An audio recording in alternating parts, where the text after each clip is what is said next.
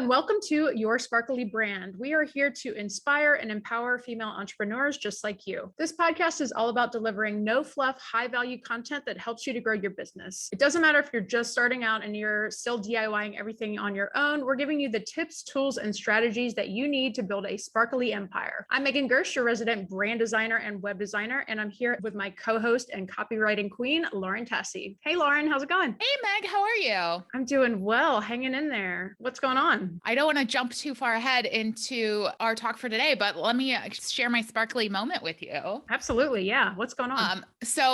I had it literally as it was happening. I was like, oh, this feels so good. This is my sparkly moment. And I feel like you don't get to experience this very often. I had an old client reach out to me. I'd worked with him like a year ago on a project, and it was a really difficult project. It was just like every draft, like they were just like, no, this isn't what we want. And I was just, and like when he first reached out, I was like, no, not working with him again. No way. But I, ultimately got on a call, and it turns out, one, the project is for a completely different brand. It was somebody else he was working with then. And two, he then said how over the past year, I had been in his head about how I kept wanting to be more bold with their copy. And that's not what they wanted to do. And he was like, I kept thinking about it and you were right. And that was all the notes we kept getting from people. So hearing you were right a year later was my sparkly moment this week. That's so awesome. Congratulations. Thank you. Yeah. I mean, and it's not like a gloat kind of way, but it was just like, so rarely do you get to hear that. We're like, okay, yes, I'm fighting the good fight here sometimes with the clients. Yeah, that's awesome. I love that so much. Yeah. What about you? So I have been working ongoing with a coaching client, and we're actually moving forward. He wants to do additional work together. And so my sparkly moment this week is just, we're going to be working on a custom branding project for him. So just got him onboarded for that this week, and super excited to kind of see that project through. Awesome. That is great.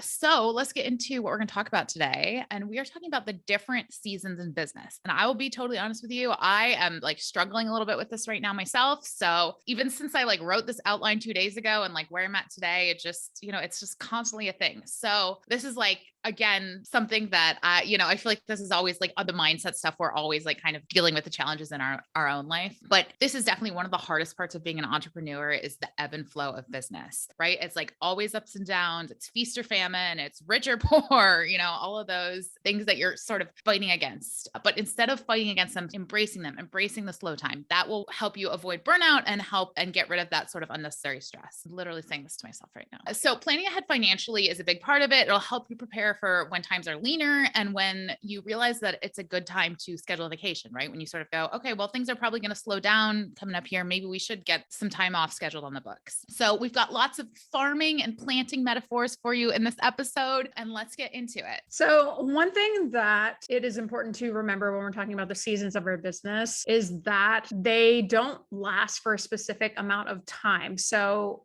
one season of your business might last for 3 months. Another one might last for 6 months. It's just that ebb and flow, like you were saying, of the different seasons. And so it really takes some endurance and some planning to really weather that storm. You can spend months or years kind of ramping up your marketing and planting those seeds before you start to see the payoff. I can tell you from experience that I have lived this in the beginning of my business. I talk about this on my socials occasionally, where in the beginning of my business, I was doing everything under the sun that I could figure out to do to get my name out there, to plant those seeds, to network with people. And it just honestly takes time. And like I was saying, endurance of just realizing that a lot of people are going to tell you no. A lot of, seeds that you're planting right now might not grow into something for your business for a few years down the road. And another thing to note too is, as a female entrepreneur, it's super important to also consider planning things around your monthly cycle. So we actually did a full episode on this. If you want to go back and check it out, it's episode 17. And we chatted with Renae Fieck about how your monthly cycle can impact your business and your productivity. So highly recommend checking that out if you haven't already. Yeah, it's just, there's so many cycles in business, and we had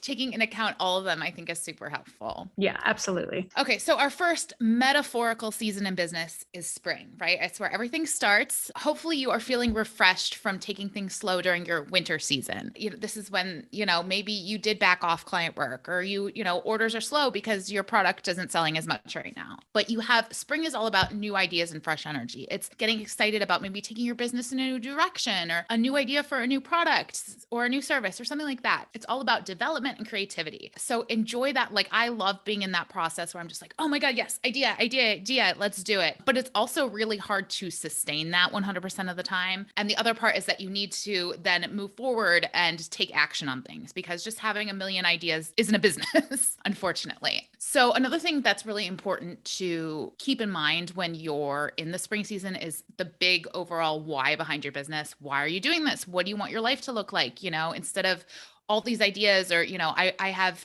300 products, maybe you only need 10 products. Just keeping in mind your overall vision and your goals so you don't get too caught up in your exciting new energy. Yeah, absolutely. I feel like that's my favorite season of business. I don't know about you, but I'm definitely like an ideas type person. Like when it comes to like, formulating all of these new things that you can integrate into your business. And like the hard part is figuring out which ones you want to take action on, because, you can have ideas all day long, but ultimately when it comes down to it, you need to take action in order to make things happen. Yeah, exactly. That's what takes you from being sort of like a hobbyist, or maybe just like, I'm dabbling here, I'm a freelancer, to having a business, is being able to come up with great ideas, but then put them into action. Exactly. So that is a nice little segue into the next season, which is the summer season of your business, where you are watering and nurturing those seeds that you have planted. So this is a season where you are bringing those ideas to life. You are creating prototypes and starting to market your new products and services. It's a very, very exciting time in your business. Basically, you're taking those services and products to market to see what people think. Are people buying? Are they not buying? Are you getting feedback? It's a great opportunity to talk to your audience and see what they think of these new ideas, because ultimately this is going to help you to best figure out how you can best serve your customers. You might also start to feel a little bit frustrated in this season, because this is the time where you're putting so much work into your business and you might not be seeing the return that you want to yet. But ultimately, again, it's just an endurance game. You need to just hang in there and just trust that your payoff is coming. So this is exactly where I'm stuck at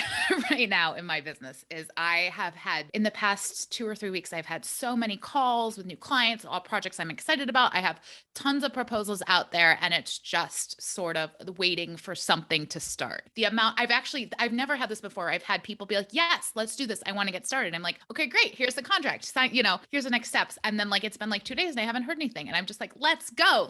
I'm ready for the next season. But so I'm just going to continue to water my seeds and nurture them with sunlight. And hopefully we will be harvesting very soon. Yeah. I feel like I've mentioned this on the podcast before, but that has been like one of the hardest things to learn as an entrepreneur, is just to release like the control from that situation, and like just really trust that things are going to fall into place. And like I have found that the more that I do that, the more that I kind of like surrender to that, the easier things become. And it's like the hardest thing to kind of wrap your brain around. But every time you recognize yourself kind of latching onto something, or you kind of like, creating expectations around something or someone, just noticing that and being like, hey, like it's just that mental stop of like, hey, it's going to be okay. We just need to like, focus on something else right now. Thank you. I needed to hear that. It'll work out. Trust.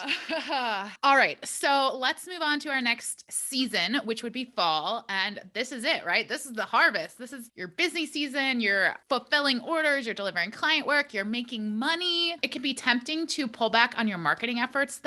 I am so guilty of doing this. When I get busy, the first thing that goes is like new client finding strategies. So don't do that. Be better than me, and make sure like your marketing is a habit, at least some like baseline, stuff that you do every day or every week, or just keep going even when you get busy with the client stuff or, fulfilling orders. The other thing to keep in mind is that money is flowing in now, but it might not always be flowing at the same rate. So if you can stash some somewhere in your, your business account and in your personal account, just so that way when things do slow down a little bit, you don't have stress and you can just sort of lean into the season that you're in your business. And the other thing is, don't forget to celebrate your success.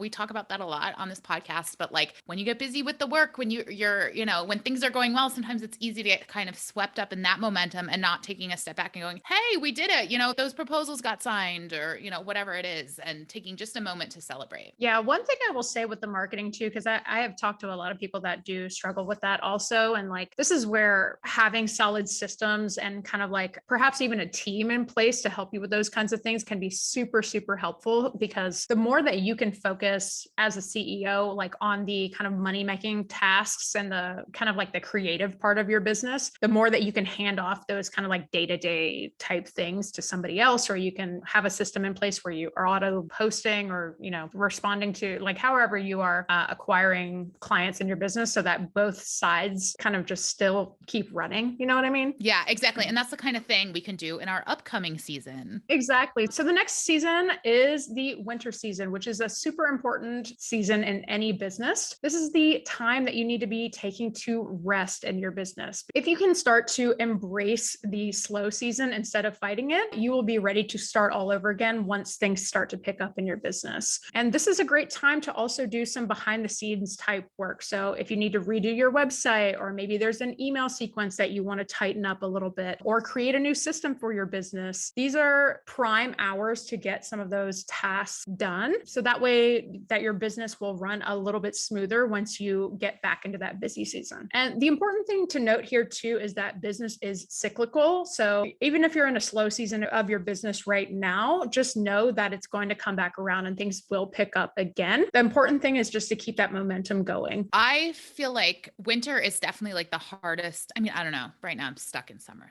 But winter is really hard mindset wise, when things are like not happening and you're not like, I don't have a ton of money coming in right now just because I'm waiting for all these things to happen. But to be at a place where you're not even like kind of excited or inspired by some new stuff going on in your business can be really hard. I've been there. To me, it usually happens like in December. It does like tend to be around winter time, but like realizing that you can come out of it and that it will change, and just to try and like enjoy some downtime is really important then. So interesting to hear that, because my quote unquote winter season is actually usually in summer. It hasn't been this year, but usually like my slowest season is in the summertime, like in the June, July months. So it really is like every single business is different. And like, I think this relates back to like the flow of the businesses that you work with. Like I work with like a lot of like creative businesses that do a lot of like promotions around the holidays. They get that renewed budget at the beginning of the year. And so like, those are my busy times most of the time. Yeah. You know what I think it is too, is my part of the job is done by December, right? If your emails aren't written, if your website copy isn't written for your, Black Friday promotion, too late, so that stuff gets done further ahead of time. But yeah, January, like the end of January, things definitely start coming back. People are ready to like get back to work at that point. Yeah, exactly. All right. So that's what we have for today. Take some time to reflect on the seasons of business and think about like, where are you at right now? How can you prepare for what's up ahead? Embracing the ups and downs instead of fighting them is the key to a fulfilling and successful life as an entrepreneur. So if you enjoyed this episode, we'd love it if you left us a 5-star review wherever you listen to podcasts. Thanks so much for listening. And until next time, stay sparkly.